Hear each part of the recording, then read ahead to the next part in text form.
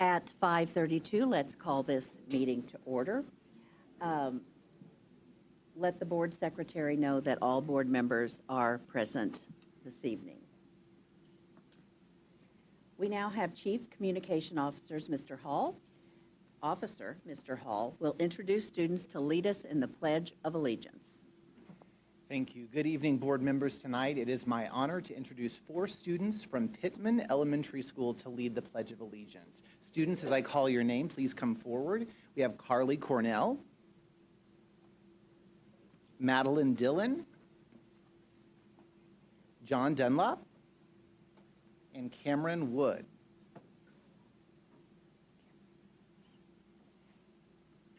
These 5th graders at Pittman were selected by their principal, Mrs. Angie Valchev, as outstanding representatives of Pittman. This is how Mrs. Valchev describes these students. Carly, can you raise your hand? Carly shows kindness every day by including others, using respectful words and treating everyone with care. Madeline demonstrates a strong learner attitude by staying focused, asking thoughtful questions, and putting her best effort into every task. John always lifts up others, making thoughtful choices and helping create a welcoming environment for everyone. And Cameron consistently models what it looks like to be a kind, safe learner throughout the school day. If you're a member of the Pittman family, would you please stand so that we can give you a round of applause? Thank you for being here to support our students.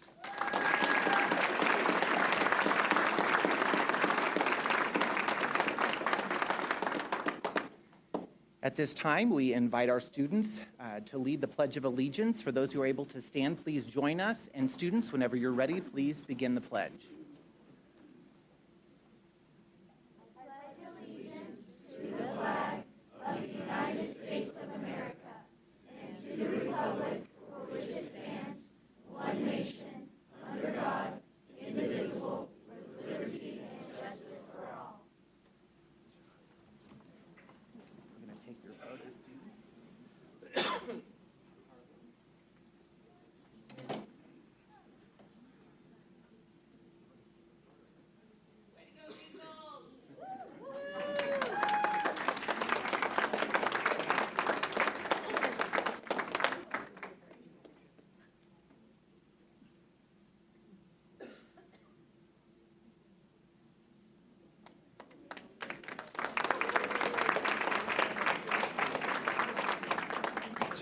Well done. Thank you. Thank you.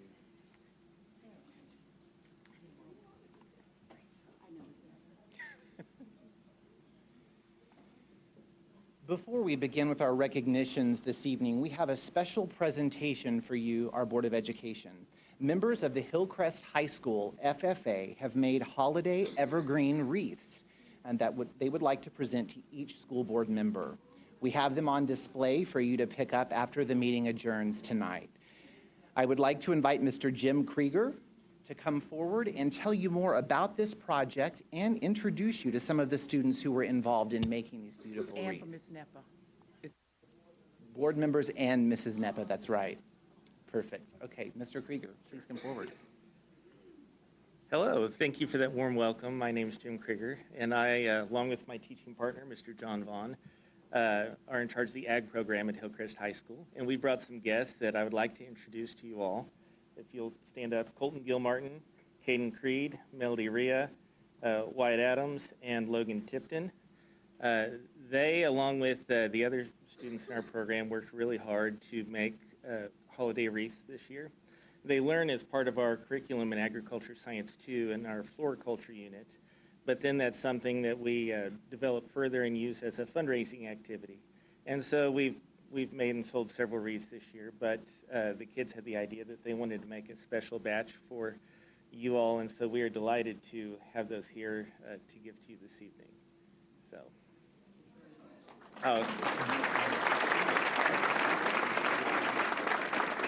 Students, if you could come forward, we want a picture with the Board of Education. If you all would like to join our students right up here, please.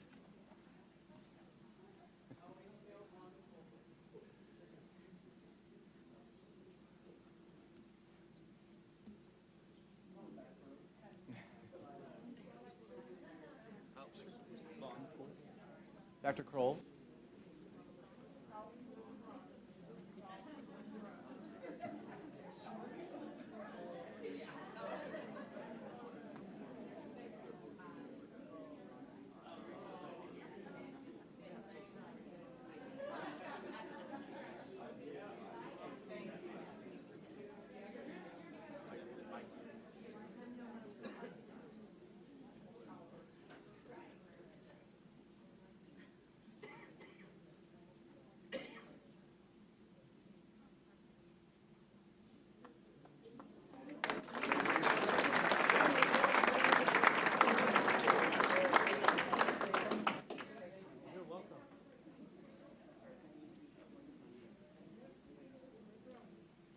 Thank you, students, very much. And now we'll begin with honoring excellence this evening, and we will start with honoring our culinary teams that were involved in an exciting competition recently. Last month, teams of SPS Culinary Arts students from 6 high schools competed in the SPS Culinary Classic. The cooking competition tested our students' abilities to work as a team to plan, prepare, cook, and serve a high-quality dish. This year's competition challenged teams to highlight cultural and regional food traditions from around the world with the theme of roots and regions.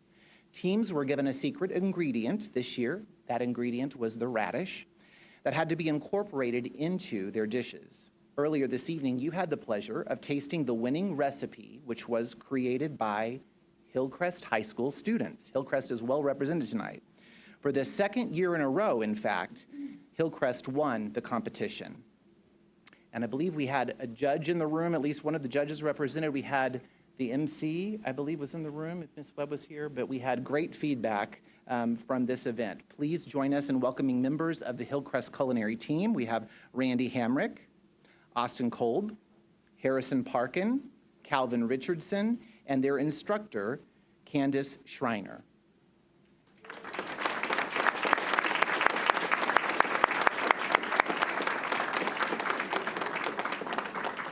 Yes, that's perfect. You can see them right here, and we'll get a photo right after. And I just wanted to brag on this team a little bit more, and I'm going to try to pronounce the title of your recipe, okay? So here we go. The team's winning recipe was cinnamon-infused deconstructed Greek moussaka with panko-crusted eggplant. Did I do okay? Well done, team, okay? Awards were given to Glendale's team for Best Safety and Sanitation, the Central High School team for Best Use of the Secret Ingredient, and to Studi Alternative Center for Best Presentation. The SPS Culinary Classic is an event hosted in collaboration with our SPS Nutrition Services team, SPS Farm to School, and the SPS College and Career Readiness Department. This event is one of several learning experiences that provide college and career readiness opportunities for SPS students. Congratulations again to all of our participating teams and to the victors, the Hillcrest team, and we want to get a photo with Mrs. Bruner and Dr. Lathan as well.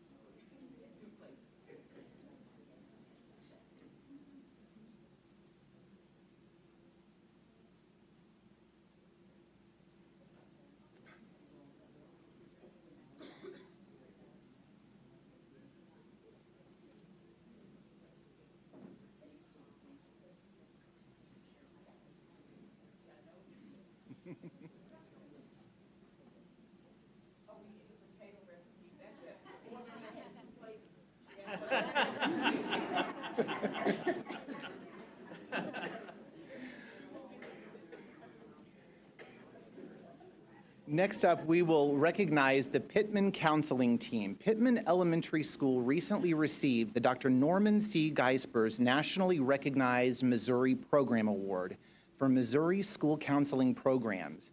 And that is in honor of the incredible work of Counselor Crystal Elliott. Mrs. Elliott, would you please come forward?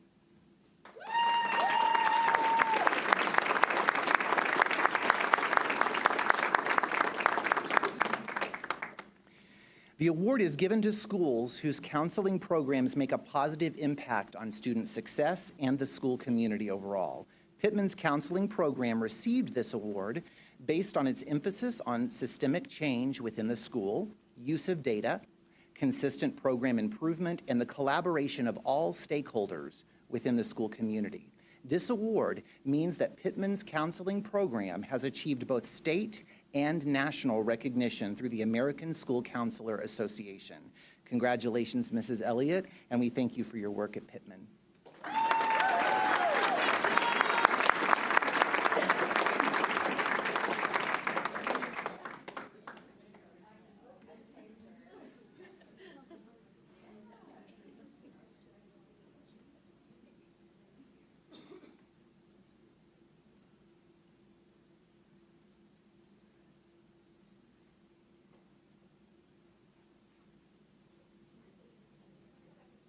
Well done. Congratulations, Mrs. Elliott.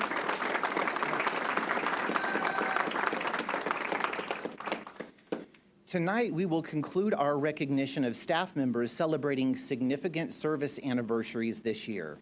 It is my pleasure to introduce employees tonight who are celebrating 25 years with Springfield Public Schools, so we may recognize their dedication to our district and our students.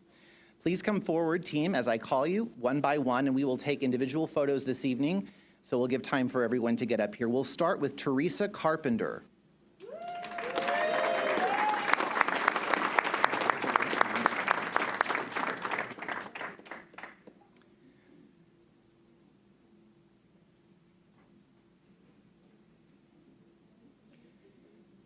Teresa Carpenter, 25 years with SPS, is a functional skills teacher at Delaware Elementary.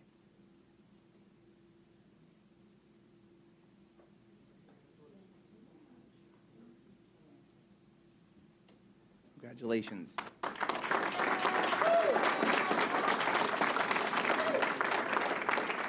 Next up, we have Dwayne Lindsay.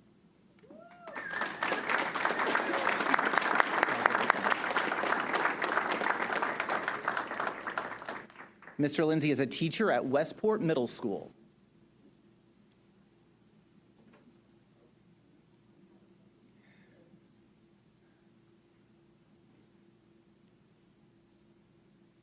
Congratulations on 25 years of service.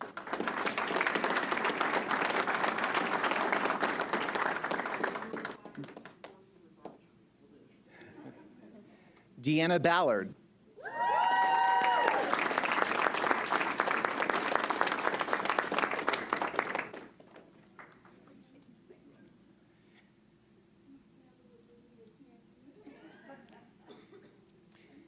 Deanna is an art teacher at Pleasant View Middle School. Congratulations, Deanna, on 25 years.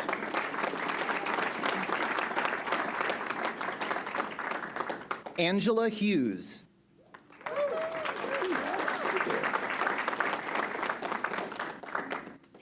Angela is a third grade teacher at Disney Elementary.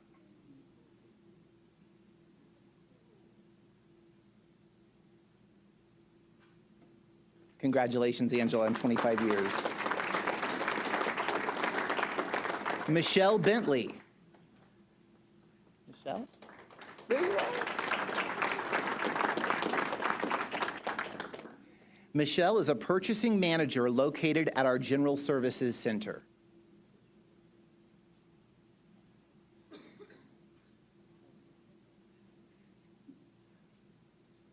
Congratulations, Michelle.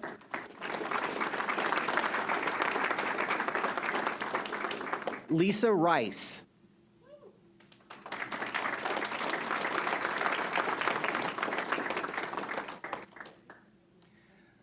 Lisa is a kitchen manager at Twain Elementary.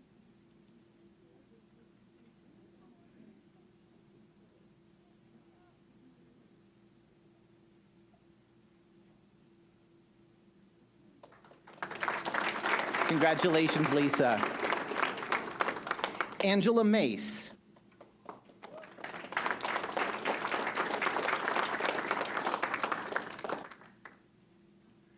Angela is a nutrition services worker at Roundtree Elementary.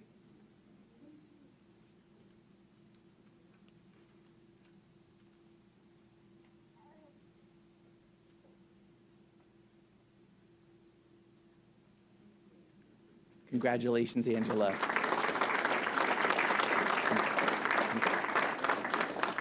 Want to make sure we didn't miss anyone with our RSVPs tonight. Did we get everyone? Okay, one more round of applause for 25 years of service.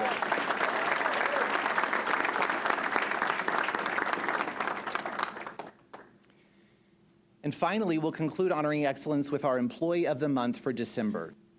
We are pleased to honor this recipient, who is a teacher at Westport Elementary School, and according to this person's nominator, quote, "He dedicates hours to individualized experiences for his students, and he goes above and beyond to provide learning opportunities outside of the school day as well. He began his time at Westport as a substitute and fell in love with the Westport family. When the opportunity opened up for him to become a certified teacher, he jumped right in and has not looked back. In addition to teaching his third grade students, he coaches cross country, basketball, and hosts a choir club. Let's watch this video to learn more about Stephen Johnston.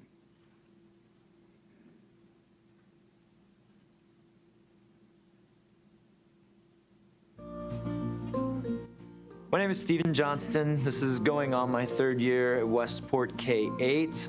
I found myself coming out of the pandemic in a cubicle and in a job that wasn't fulfilling to me, and it wasn't helping other people.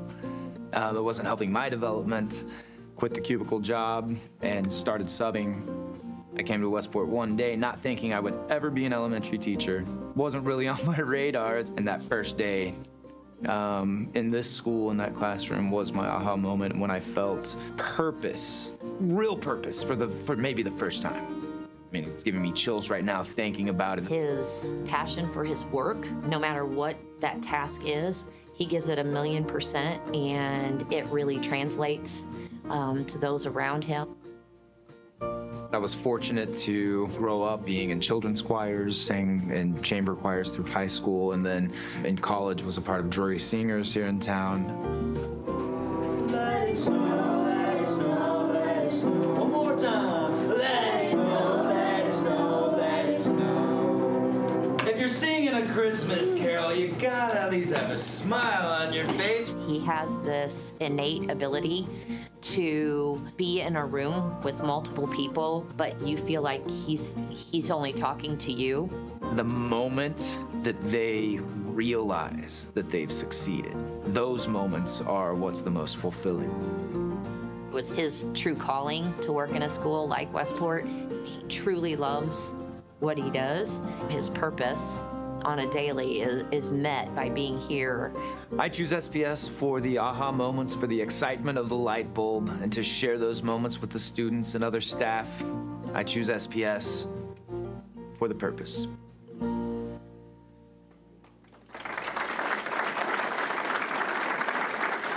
Mr. Johnston, would you please come forward?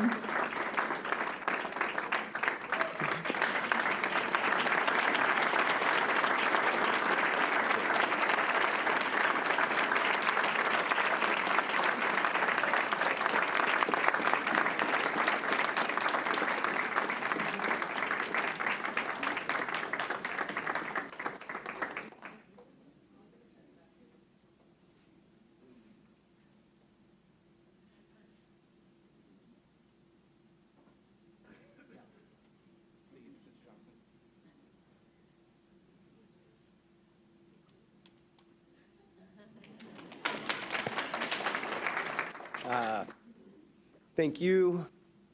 Thank you to the incredible support that we receive at Westport and from the district. And all that I would have to say is, if there's anybody you know who doesn't know their purpose, is lost, maybe in a place where they aren't belonging and they have more to give, experience the schools, experience impacting lives of the future and what they can give. Thank you for this opportunity. I'm deeply moved, and I feel like there's however many staff members in our district who are maybe more deserving than myself. But thank you, my Westport family. Thank you all. I appreciate you all so much.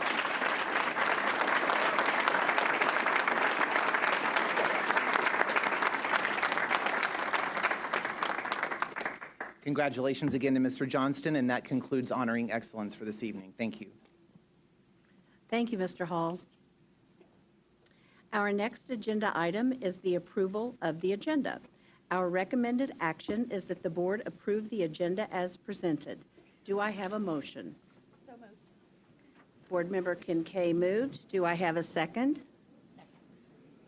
Board Member Smart seconded.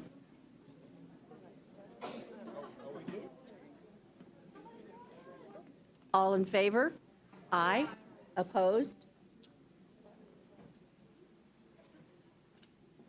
7 affirmative. Thank you.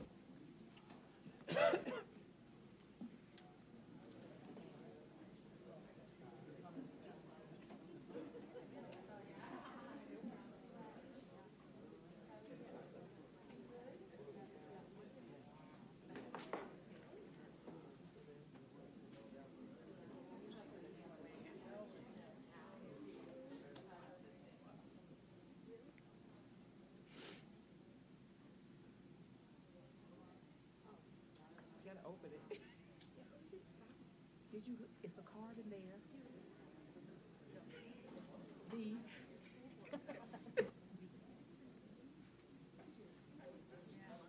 She's as bad as my kids. She can't wait until. The card is inside of the bag.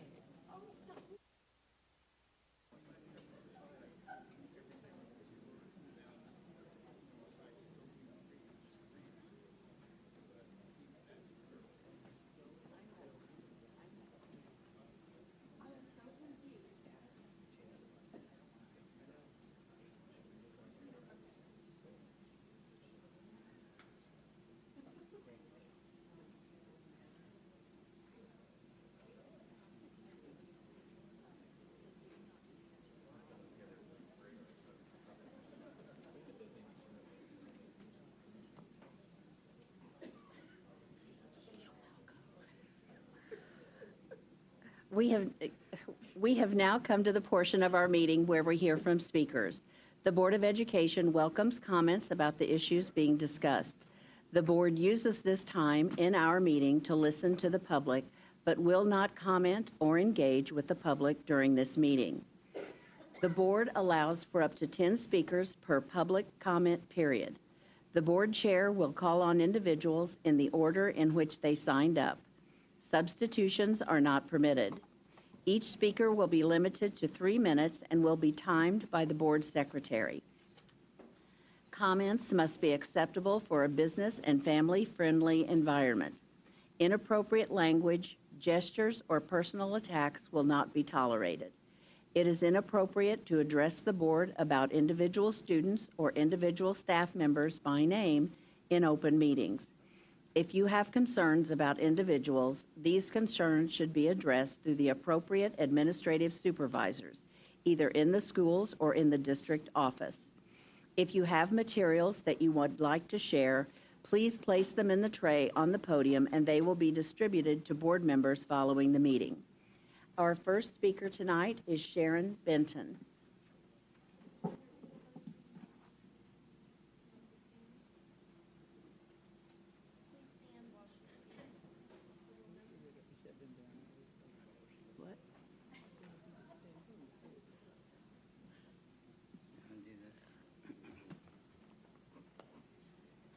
Good evening. I'm Sharon Benton, and I'm a Pershing resident. Since the September board meeting, we have been voicing our concerns with tearing down the existing school, as well as moving it to a new location, sending emails to the board, requesting documents, all ignored. Had one meeting with 2 admin officials to discuss our concerns, was pretty much met with blank stares and those concerns ignored. At one meeting, we were told, "That's just preliminary. Worry about that. Be patient. We'll have a lot more information at the November board meeting. Trust us. Trust us, trust us, trust us." We were patient and we trusted. And that 1-story building with a small 2-story section at the south end became this looming 2-story structure with lots of windows, since verified to be vision glass, peering into our backyards and into our homes. Property values should increase when a shiny new school in the area everyone says, unless you can't sit in your backyard or your living room without worrying about who's looking in from 2 stories of windows. Who would want to buy that? Get a pool? Want to wonder who's gazing down at young children in bathing suits? That's just creepy and wrong. Who would possibly think that's okay or want to create that?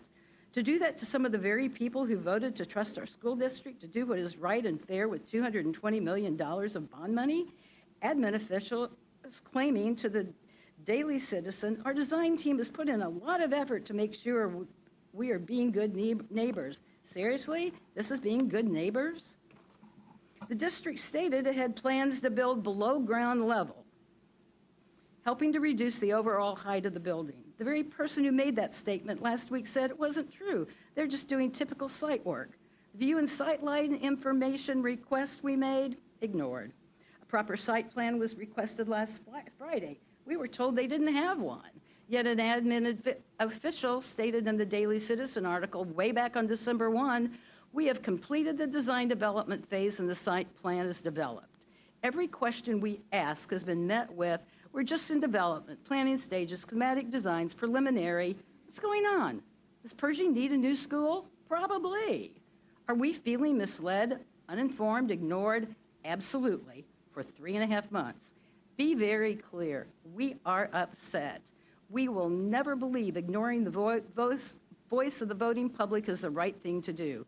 But who would choose to knowingly jeopardize the value of someone's property and threaten their legal right to privacy, peace, safety, and security in their own homes when there are other and better options to give Pershing exactly what it needs and wants, keeping everyone happy, but no one wants to talk about them? I repeat, there are other and better options. We Mrs. believe Benton, the taxpaying, your time has voting expired. public. Your time has expired.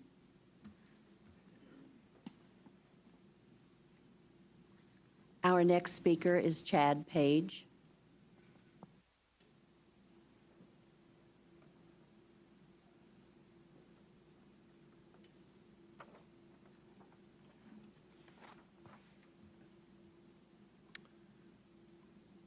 Good evening. I'm Chad Page, a Pershing neighbor.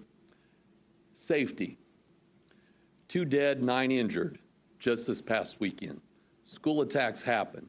From the K through 12 school shooting database, in the past 10 years, there have been 1,655 students either killed or wounded on K-12 school property. The location of the school is extremely important.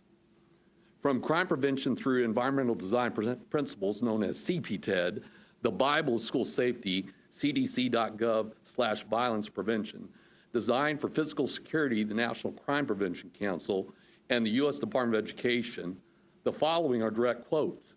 Natural surveillance is the most effective deterrent of crime. One of the simplest ways to make a school safe and welcoming is to create a large open space around it. Providing access points from different streets ensures that emergency responders can easily reach the school. A street-facing entrance serves as a point of reference for the public. A prominent entrance with clear sight lines allows for better surveillance by staff and police. Placing a central point of entry near the street allows staff to more effectively screen, manage all incoming visitors and deliveries. Buildings set far back at street level should be avoided, quote, as they create a sense of isolation. Work with local authorities to survey your school grounds. Avoid specific issues such as unsupervised spaces behind buildings. Locate playgrounds, athletic fields away from the street. Shield high-risk areas. Strategically position the building to shield the playground and other outdoor areas from the main road and the public view. Note, there have been buffer suggestions have been mentioned as being required by code in this alley that the school placement will create. These buffers, berms, mature landscaping, create screens, hiding places. An alley can only be a conduit for crime, and buffering provides hiding places, a sheltered area with access to the back of all these adjacent properties on Cedar Brook. This new placement violates every single one of these principles in quotes. Moving the current car line of the safety entrance here is on a blind corner of Cedar Brook. I reside right here in this blue X. Moving this closer to an already dangerous blind curve, which is this red line, creates an even more dangerous section of Cedar Brook for both vehicles, pedestrians, students walking to and from the school. Why would you want to create such an unsafe environment in so many ways for our children? I voted for Proposition S, but moving the school just wasn't on the ballot.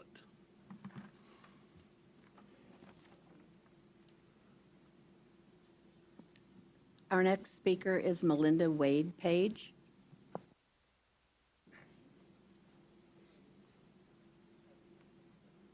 I'm Melinda Page, and I'm a Pershing neighbor.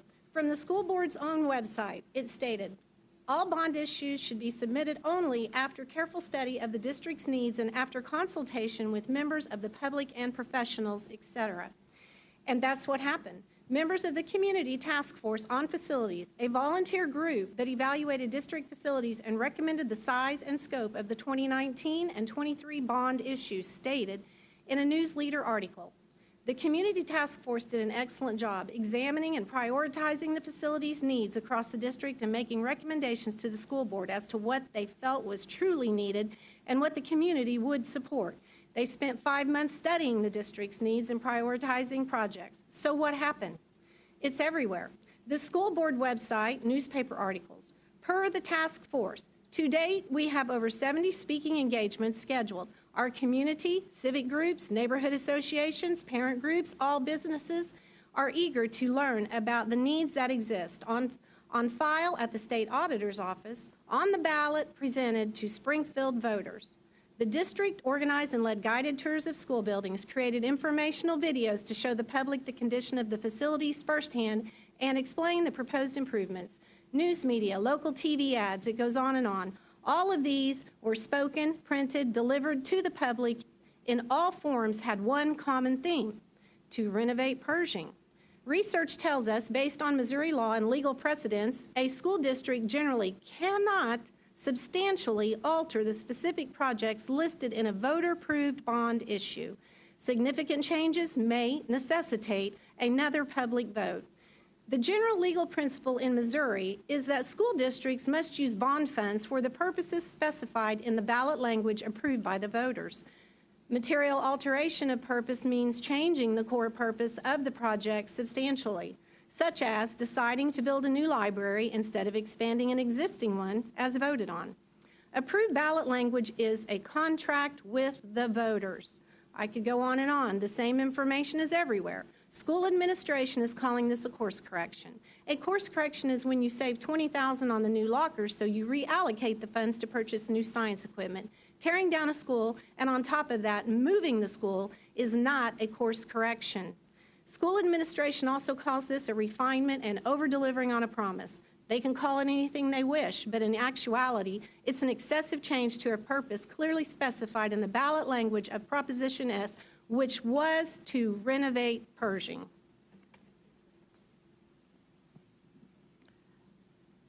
Thank you, Ms. Wade Page. Our next speaker, Deborah McFarland.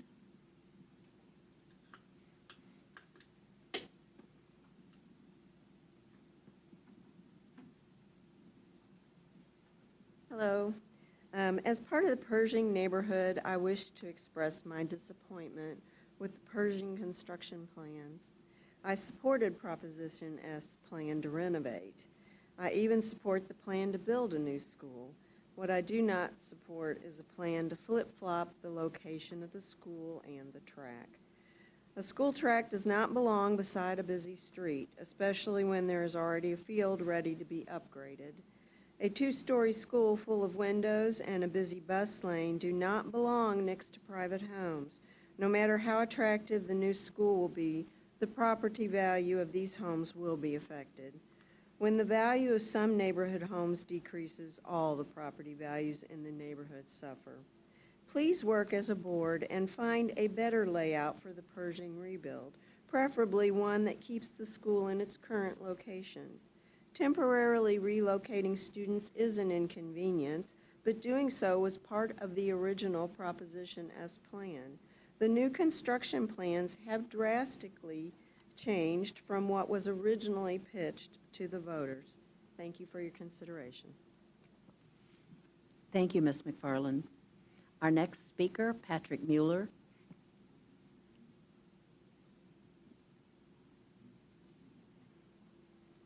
Hello. Once again, I'm here to remind the board the original builders of Pershing wisely placed the school near the streets, leaving a playing field buffer with neighborhood homes. We wish those of you now in charge could have a similar vision. Since I last spoke, I met with 2 district personnel about the project. I was asked to be patient until November when more detailed plans would be revealed. We were told we'd see a purposeful design that could address some of our concerns. Unfortunately, the new designs did nothing to alleviate questions about privacy. For instance, what will the north side of the building even look like? I did learn that the area will now be 2 stories high, not the single story of the plan submitted in March. I also learned that this building will contain the majority of classrooms. We learned from a Springfield Daily Citizen article, not the bond report, that there will be a retaining wall along the north side. How close will that be to our property? How will that impact water runoff of the north and east side homes? We want transparency in the site plans.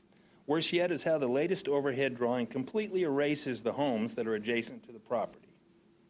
In the past, the overhead shots at least acknowledged the homes along the fence line existed. We began to express displeasure and the homes disappeared. The news article included district claims that having a new school will actually improve our property value. No matter how attractive a new school might be, placing it close to private homes will not make these properties more desirable. We believe the feature that's going to detract the most from our quality of life is the bus road running along the fence line. Can we all agree that no one would look for that feature in their backyard? I asked the board to reconsider changing the location of the school. Build the new school in the current location next to the street where the infrastructure already exists. Place the new track and parking in the field. This design makes more sense, but the board and the public were never provided a price estimate for this choice. Please ask for one. Moving the school was a choice made by a previous board without the input of voters. Rather than temporarily relocate students, the March board voted to relocate an entire school. I ask that this board reconsider that choice and work to provide the Pershing community with a modern facility that does not negatively impact its closest neighbors. Thank you. Thank you, Mr. Mueller. Our next speaker is Shannon Benny.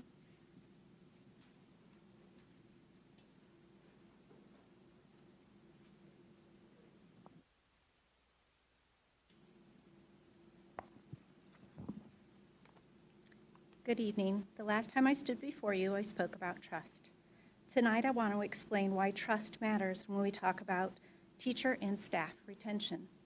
In March, Paul Katnick from the Missouri Department of Elementary and Secondary Education reported that Missouri's 3-year retention rate is 64.2%. This is a far cry from what experts consider healthy, a rate of about 90%. Nixa and Willard were about 2% below the average in that same report, while Ava exceeded it by 5%. Springfield Public Schools, however, appears to be a much greater challenge, with 3-year retention rates of 45.5%, nearly 19% below the state average. The Learning Policy Institute, known for its high-quality educational research, reports that it costs more than $16,000 to replace each teacher lost in a district of our size. When Missouri ranks 49th in teacher pay and 38th in student achievement, we must ask ourselves, can we afford this?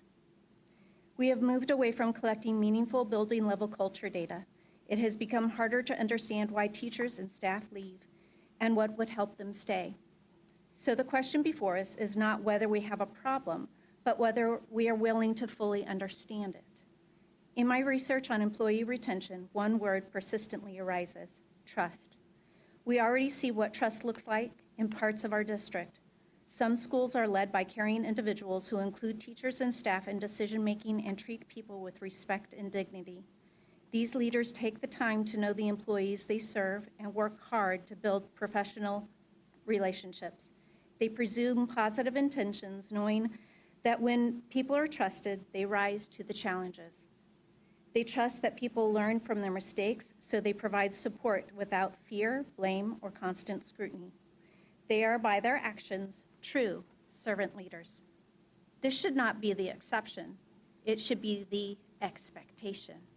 So my call to action is this: let us commit to building trust across our entire system.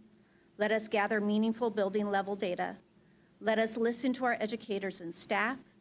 Let us work together. And let us train leaders to create environments where people want to stay. If we focus on trust, we can improve retention. And when we improve retention, we strengthen student outcomes. I am confident that SPS can continue to be the district of choice by retaining our outstanding staff and training evaluators on how to lead. We can make that reality for everyone. Thank you. Thank you, Mrs. Benny. Our next speaker is Gregory Benny.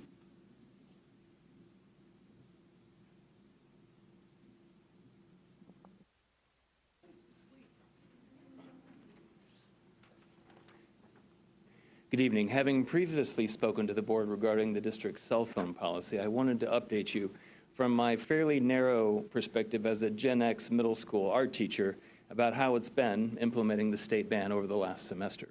In short, it's been awesome. It is radically different. From the first moment of the semester, things were better. I credit this to the clear communication to parents, maybe from the district, from admin, maybe just from the news media. Students are simply not on their phones as they have been in the past. No videos of fights, no phone harassment, at least not while at school.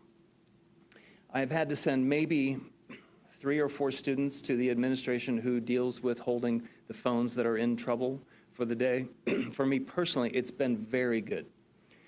But this is really just the tip of the problem for children in our electronically connected society, which seems more and more disconnected and perhaps fractured day by day. The internet, just like books did before it, is literally reshaping our brains. I read about a study in Nicholas Carr's book, The Shallows. A group of students' academic achievement was directly correlated with how far they were away from their cell phones. The farther away they did, the better they did, which is kind of astounding. In theory, we have taken the first step toward ensuring our kids have the space to do something and fail, to do something else and change and grow on their own terms, not in between Instagram notifications. Perhaps parents will help us out by buying more flip phones for the young ones, and I am serious about that. Finally, the ban must go further for some and perhaps be adjusted for others. I don't know how much control we have over that, but I think seniors probably need more agency and latitude to bring a better and more powerful device. If they have it, I don't think Chromebooks suffice from what I'm hearing. The rest of us perhaps should take notice of Australia's ban on social media for teens. I think they need to live in the physical world much longer before diving into an algorithm-based world all about making money for billionaires on their personal data. I would also encourage other teachers to report their experiences with student phones, especially if they differ from mine. We need as complete a picture as possible, and also 3 more days until winter break. Thank you very much. 3 days. How many? 3. Got it. Thank you, Mr. Benny. Next on our agenda, we have 4.01 to 4.04 consent agenda items. Moving on to our consent agenda items, these are the minutes, the KCOB reports, personnel, and treasurer reports. Our recommended action is that the board approve consent agenda items 4.01 through 4.04. Do I have a motion? So moved. Board Member Huff moved. Do I have a second? Board Member Provance second. All in favor? Say aye. Aye. Opposed? 7 in affirmative. Thank you. At this point, Deputy Superintendent of Operations, Dr. Travis Shaw, will introduce Brian Eckhoff from Westbrook and Company for the presentation of the to 2025 financial audit. Good evening, board members. Each year, we bring to you the previous year's fiscal year financial audit for your review and approval this evening. I do want to recognize our business services team who does a tremendous amount of work behind the scenes in order to really give Brian and his team what's needed to do the audit in as efficient manner as possible. So I will turn this over to Brian and have him present the audit to you.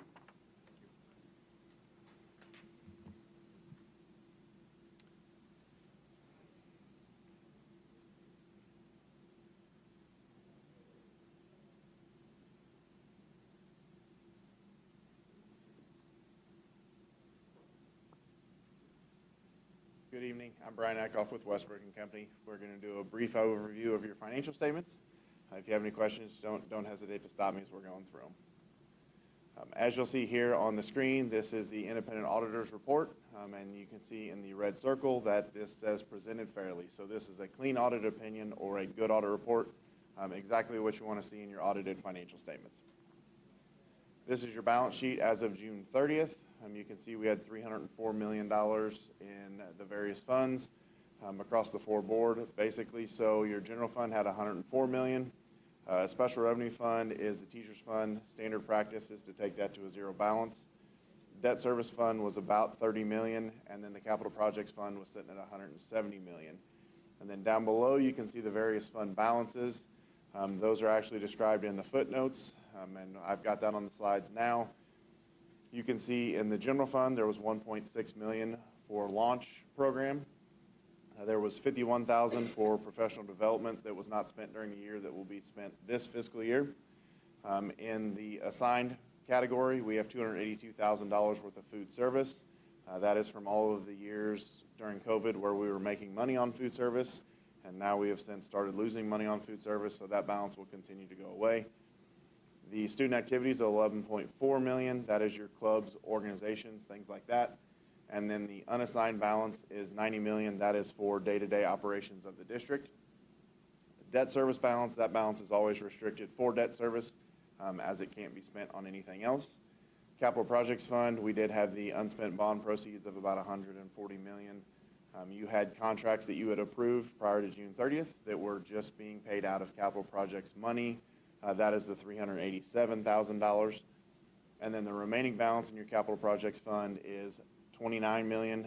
That is always shown as assigned because that will be spent on future capital projects. This is a statement of revenues and expenditures for the year.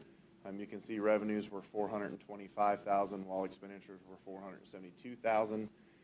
However, if you look down at the bottom, you can see the allocation. General fund had a decrease of about $5.5 million. However, there was a $12 million transfer over the capital projects fund, and then debt service was pretty flat for the year, had a $2.8 million increase. And then capital projects is the spend down of the bond money, so had a decrease in fund balance there of $43 million, but if you look up above, you can see almost $68 million was spent on facility acquisition and construction. Speaking of debt, this is a summary of it. Started the year with $475 million, ended the year with $458 million. Major standard annual payments. If you want to see the detail, that's all the bonds that are currently outstanding for the district. And then standard payments all the way through 2043. This is a 5-year comparison of your revenues. As you can see from the chart, the fourth one over to the right is the federal dollars, and you can see all of the COVID dollars that came in, and now we are back down to an 8% of your overall dollars coming in from federal. So no more federal dollars coming in from COVID. So you can see we're becoming more and more reliant on local dollars, which is what I'm seeing across the state. This is a 5-year comparison of your expenditures. Overall, your expenditures continue to increase. If you look at the chart, you can see that they are all increasing at basically the same ratio. So salaries and benefits have always hovered right around that 78% mark of your total expenditures. This is a 5-year comparison of reserve ratio as well as average daily attendance. Reserve ratio this year was 28.58. We consider that a healthy, financially stable school district. And your average daily attendance this year did take another increase. It is up to 22,963. So nice to see the increase in the average daily attendance. While we're here, we look at Missouri laws and regulations. If we come across any material violations, we bring it to your attention in this report, and you can see that it's fairly stated, so another clean report on the state side of things as well. While we're here, we look at your internal control. We don't give an opinion on internal control, but we use it in risk assessment, and we determine where we're going to spend additional time during your audit. If we come across any deficiencies, we bring it to your attention in this report, and you'll see that it says we did not identify any deficiencies. You also have over $750,000 of federal expenditures, so you're required to have a uniform guidance audit, also known as a federal audit or a single audit.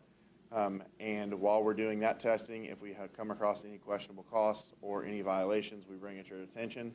And you can see here at the bottom it says we did not identify any. And then this report summarizes that.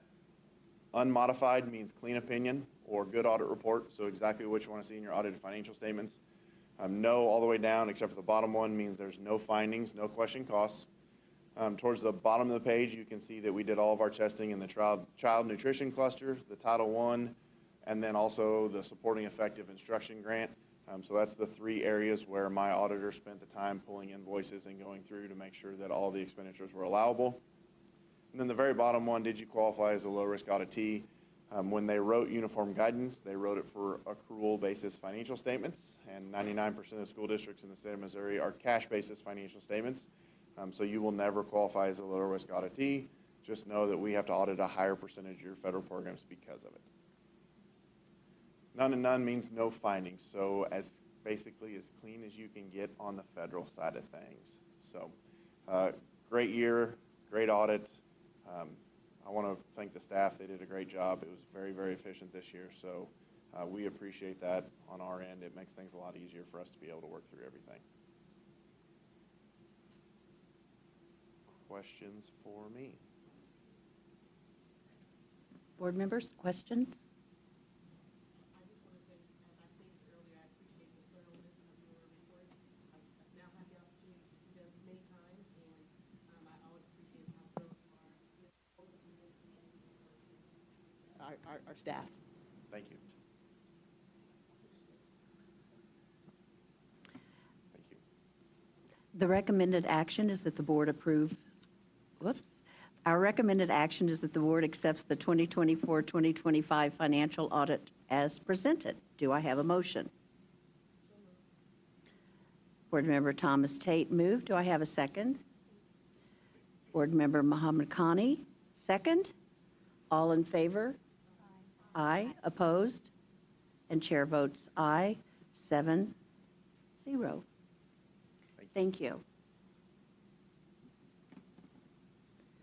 Moving on to item 6.01, 2023 change orders and agreements. Executive Director of Operations, Mr. Dilday, will present information on the 2023 change orders and agreements. Good evening. Before you this evening is the recommended change order and agreements for this month. I'll point out, exciting, the first line is all the furnishings for the Pipkin Middle School project. $814,989 for that. That is cafeteria tables, student desks, chairs, furnishings throughout the entire building. In comparison, I want to point out, when we did the Jarrett Middle School back in 2021, that was right around $1.2 million. So this is a little bit bigger building and it's coming in a little bit lower. So I anticipate that we'll have the Reed furnishings budget coming before you next month. So exciting, getting that furniture ordered and getting ready for the next school year. So the motion is to approve the change order agreements as presented. The recommended action is that the board approve the change orders and agreements as presented.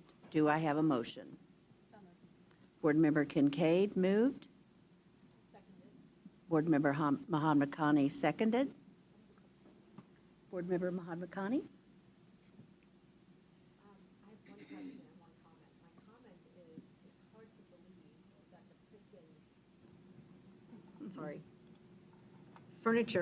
Furnishing agreement is coming to us before Reed. I mean, you guys all see that? Okay.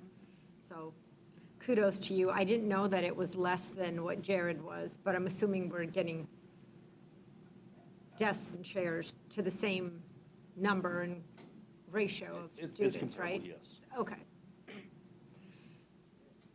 So the change order, the third one, the one that's for 74,500, it says access controls for Reed Middle School district level changes. Is that something Yes, that can you I explain speak to that a little? So originally, when this project was bid for Reed, we was with, our access control was through Infinius. That has been replaced. We bid that project originally with the Infinius software. Now, if you recall, we went to Genetech with our new system district-wide. So we had removed that out of the Reed project. Now this is putting in the new software, new equipment into the Reed building. So we anticipated this in the budget. But this is report. more expensive than the old system? It's comparable. It is a little bit more expensive than the old original. The old original dates back, I believe that was originally put in 2010, and it's obsolete now. We can't get the equipment I guess for it. I'm not, okay. So were we just gonna, so that whole building was demolished? I guess I don't understand what you mean. So we had budgeted for an access control, so it's the same thing, but it's coming under the title of change order because we're using a different company. It's not that it's gonna cost us more. Different company, Different vendor. product. Different vendor, but we had originally budgeted, we were gonna have something along these lines. Yes, ma'am. Okay, got it. Thank you.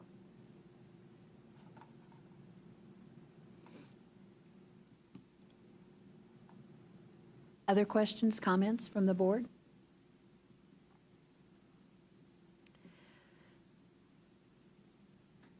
The recommended action, well, let's take a vote. We already have the motion. Thank you. All in favor? Opposed? Thank you. Chair votes yes, 7-0. Item 6.02, application for a relinquishment of easements at Bingham and Bissett Elementary. The recommended action is that the board approves the relinquishment of 5 easements, being a utility easement, 2 sidewalk easements, a drainage easement, and an electric easement required for the construction of Bingham and Bissett Elementary in Springfield, Missouri, and to execute an application for relinquishment of easement for each such easement with the city of Springfield. Sean Dilday is hereby authorized to execute the relinquishment of easement and such other documents as may be required to carry out the effect and intent of this motion. It's long-winded. So there is 5, and as we're going through, getting ready for construction on these 2 sites, this is existing easements that we no longer will need. So we're cleaning up the deeds as we go through. We'll be relinquishing the 5, and I will be coming back to the board later on Bissett, because we do have a sidewalk at Bissett that was neighborhood shared cost with the city and the school. So we'll put that easement back in place once we get through all the documentation. So this is just cleaning up our deeds and getting these relinquishes out of the process. Questions, comments for Mr. Dilday? Do I have a motion? Board Member Provance made the motions. Do I have a second? Board Member Smart? All in favor, say aye. Opposed? Chair votes aye, so it passes with 7. Thank you. Okay, it is now time for the superintendent's update.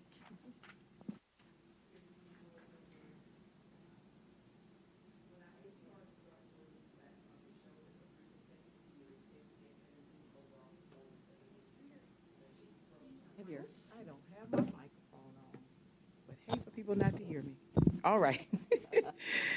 Since this is our last meeting of 2025, I'd like to take the opportunity to celebrate some significant accomplishments made this year. When our APR results were released last month, it showed for 3 consecutive years, SPS has improved overall performance as a district and achieved growth in the percent of students scoring advanced and proficient in all subjects. We know we must continue to make progress, but these steady improvements reinforce the changes we have implemented are making a difference. Our 99% graduation rate and 92.1% attendance rate also contributed to our enhanced APR performance. We also had 11 schools, including 2 high schools, that achieved double-digit increases in the percentage of APR points earned. Our transportation department was the source of several other celebrations. We started this school year by expanding bus service to include an additional 1,100 students who attend elementary, intermediate, and K-8 schools. Our transportation team also earned the School Bus Safety Excellence Award for the 25th consecutive year. We continue to make progress as promised on Proposition S projects. We completed construction on storm shelter gymnasiums at Cowden and Holland and classroom additions at Wilder and Field Elementary schools. We are also on track to complete the new Reed and Pipkin middle schools ahead of schedule. For all of these achievements and many others, I'd like to express my gratitude to the Board of Education, our staff, students, and families. It is amazing the great things we can accomplish working together. I hope everyone has a relaxing winter break and wish you all the best in 2026. Thank you, board members. Thank you, Dr. Lathan. Other comments from board? Board Member Smart? Yes, I just want to say I had the opportunity over the last couple of weeks to visit 7 schools, 1 early childhood, 4 elementary, 1 middle school, and 1 high school. And I would like to thank Melanie Miller at Shady Dow, Cherie Norman at Cowden, Adam Bax at Field, Joanna Brockwell at Watkins, Daniel Hoff at Weller, Billy Gosnell at Jarrett, and Ben Powers at Kickapoo.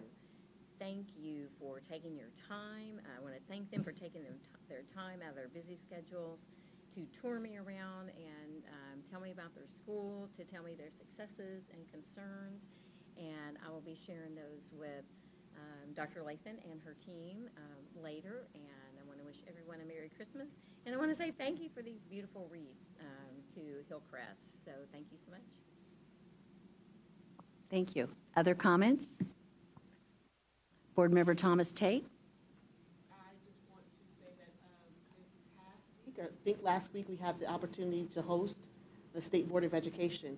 And I've heard back from several people that they were so impressed with Springfield. It was such a pleasure to walk around and share the way that we're doing things here in Springfield, some of our programs, our choice programs, our IB program. It was just a real pleasure. I had a sense of pride walking around and hearing all of the great things that we're doing in Springfield, and the response was really, really positive also.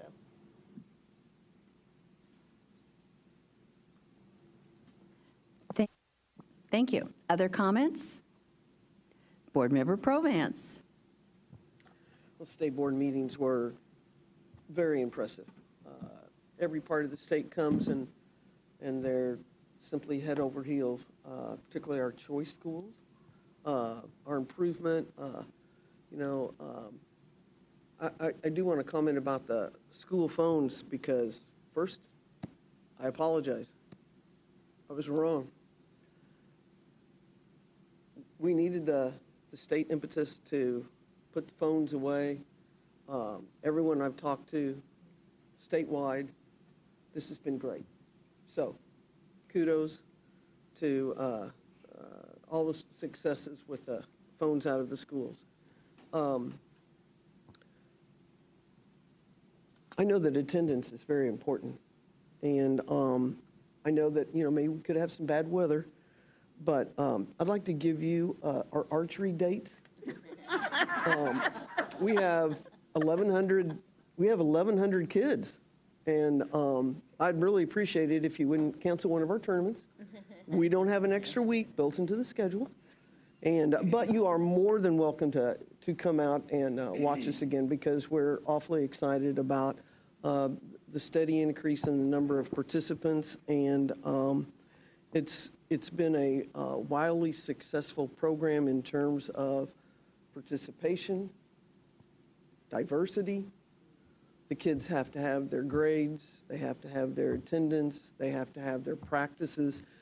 And then when we end up at the state tournament and we end up with kids that, and I say only, but they only participated in 6 tournaments where there will be other students that will participate in at least 2 to 3 times more tournaments, and they come in third in the state. So kudos to our coaches and to our students that are such great learners. I'd like to thank Hillcrest. I told one of the young men that had that right, my front door is never going to look so good. I'm gonna have extra cars coming around the cul-de-sac just to check out my wreath. But thanks to Hillcrest for not only the wreaths, but the great meal before we came out. I'd like to wish everyone a great vacation. It's like it goes crazy, crazy, crazy to get to the holiday break, and then when you come back, you're halfway through the school year, and second semester goes just as fast. But great holiday break to everyone, and thank you for everything. One special thank you to Kara and her team for such an outstanding audit. Tammy, I know you worked your rear off on that too, so thank you, thank you, thank you. That's hard to do. All right. Wow, and you even did it with 155 left. I'm so impressed. Okay, other comments from the board? Of course. I'm going to claim her 2 minutes. Got it. Thank you. Okay, thank you for saying everything I wanted to say, and you, all of you. I want to say that I really appreciated our speakers today, and it brings to light the importance of giving the stakeholders this opportunity to communicate with us. And I really appreciated Mr. Gregory Benny's comments. Thank you very much. As for the state board tour, I think the thing that really surprised everyone, in addition to everything you all said, was the Volt Credit Union. So much so that the conversation continued the next day with the idea that every school should have one of these. So that was really great. As for the wreaths here, we were discussing, do they go outside? Do they go inside? I think they're going to go into my bedroom so that we can. I mean, I'm not sure if we can we borrow the stands for a while and bring them back? How does that work? It goes with the stands? Okay, wasn't sure. Really? Yes, you can take the stand. Just clarifying. Okay. And if you don't need it, you can. No, we can take. But can I borrow the stand for a little bit? Okay. And then if I could just take a few minutes, and I had to get my thoughts together. So I've gone in the past and listened to the state board meetings, and I want everybody to know, for the public, that you can go to DESE. It's very simple. It's very much like ours. You have access to audio recording. They're not visual. And you can listen. You have access to all the documents, similar to ours, not the same platform, but same idea. And you can go back and look at the minutes. And this was a really good meeting, in part because it was in Springfield. It went on until 1 o'clock, and then they went into closed session. So what time did it start? 8:30, so it was a really long meeting. And if I could just take a few minutes and highlight 3 agenda items. Bear with me. So one of the items that was interesting was that they chose to adopt their governance policies. And their governance policies is a 25-page document, 24 pages, and it's similar to our board norms. Is that what we call it? Norms and procedures. So it defined the roles and responsibilities of their board members, the evaluation of their commissioner, qualitative, quantitative. They talked about how, and you can go read about this, how they put their board agendas together and their board calendar. But there was quite a bit of discussion surrounding it. And it was a really good, healthy debate. I really enjoyed listening to it. And again, I recommend everybody, and I have a reason I'm bringing all this. I'll have a conclusion for you. The second one was so the conclusion on adopting their governance policies was, after much back and forth, they actually put it off to the next meeting so they'd have more opportunity to talk about it. So I thought that was interesting. And then they adopted their 2026 legislative priorities. And on there is, so you know, so mathematics is on one of their priorities, and they're requesting, that goes to the lawmakers, creation of a mathematical instructional support similar to the newly created Office of Literacy, with the science of reading. So they're trying to duplicate that for mathematics. So they would be like targeted educator preparation and trying to come up with a way for high-quality instructional materials. To be honest with you, I'm not really sure how I feel about it because I do feel like that's a local governance thing. We certainly made the move before it was state law on the science of reading. And anyways, my point about that is that, again, it was really nice to listen to some back and forth from the state board members. And the other one was the subject of open enrollment. So people had, were chiming in with very different perspectives, some that I had never really considered previously. And in the end, and I went back today to look at their meeting minutes, and it's not published yet, which is unusual. But I think it was controversial. And the way that I followed it, it actually got pulled off of their priorities. So I'm curious to see where it actually lands. Not everybody voted yes, but it was really informative, and it reminded me of our meeting, a couple meetings we had over 2 or 3 years about our legislative priorities, and I don't know, I was kind of proud of us. We really, it was good. I recommend that you listen if you have the time. And the third one was the annual performance data. So that's like listening to our APR, but it was for the whole state. So they explained the APR, but and this was presented by Lisa Sereno, which is the assistant commissioner. It was a 40-plus page document. And again, you have access to this. As you listen, you can go along it, but it was really amazing because it talked about the trends in APR distribution. They showed the differences between MSEP 5 and MSEP 6. And I think there's only 3 of us here in that first year that we had MSEP 5. And then within the trends, they compared with the LEAs, whether you're city, suburban, urban, or rural. They did a nice comparison between accredited districts, so 70 to 95%, provisionally accredited and unaccredited. And they did it geographically by region. I mean, they did this every which way you can. And then they also looked at MAP versus NAEP. So NAEP is a national association, and I think they test 4th and 8th graders. It's a national test. And so this year, the MAP test didn't really correlate. So our students in 4th and 8th grade didn't have the same scores that they had in MAP. So they had a really nice presentation about that. And really what I found encouraging was they are going to roll out, so DESE has engaged the services of this company called ESC to do data quality audits, but they are going to roll out interactive reporting. You guys hang on to your seats. This is so amazing. And they did a demo of it. And what this allows you to do is you can drill down to it, even to a grade level at a school, and you can look at the data and you can track the progress over time only to MSEP 6. And then they did like MSEP 5 2018, then they jumped to the beginning of MSEP 6 and to now. So that's 22, 23, 24, and 25. There's 4 years of data. And what it does is it allows you, and it's very user-friendly, at least when they show it to you, it looks user-friendly, where you can go and find other peers by free and reduced lunch, peers by demographics, peers by size. Anyway, you can go compare yourself. Let's say I'm a teacher, I'm a principal, I'm an administrator. With a few touches to the keyboard, I can find whatever group I want, and then I can use that to, for example, identify high-performing peers so that I can see what their outcomes are and how we can change or pattern.